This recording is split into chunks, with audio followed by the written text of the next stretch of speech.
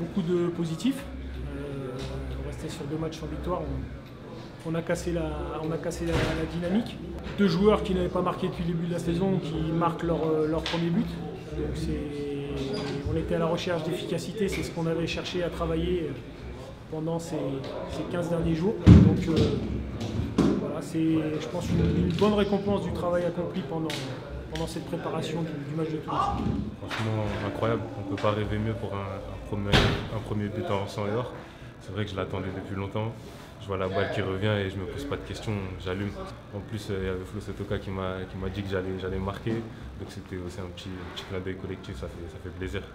C'est surtout une belle récompense au vu du travail qu'ils accomplissent toutes les semaines pour avancer et pour pallier à l'inefficacité qu'ils ont pu avoir depuis le début de la saison. Donc déjà c'est une bonne chose et puis c'est aussi une bonne chose pour la confiance pour la suite parce que un but en appelle d'autres et ça sera bien pour eux et bien pour l'équipe dans les semaines à venir. Ouais, c'est vrai que ça fait énormément de bien, on l'attendait depuis longtemps parce qu'on avait fait 2 bons matchs contre Monaco et contre Paris, mais il manquait des petits détails pour faire le résultat.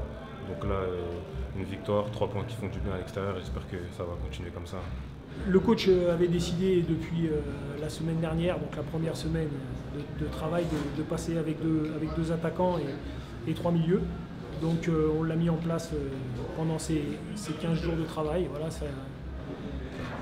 l'objectif c'était de pallier à ce qui nous faisait défaut sur les 2 derniers matchs. On n'avait pas marqué de but entre Nice et Paris.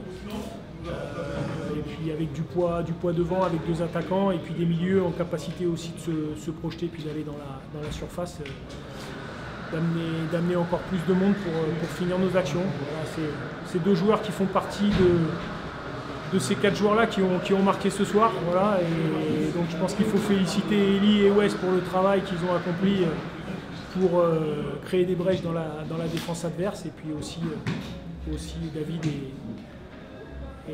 et Andy pour la finition.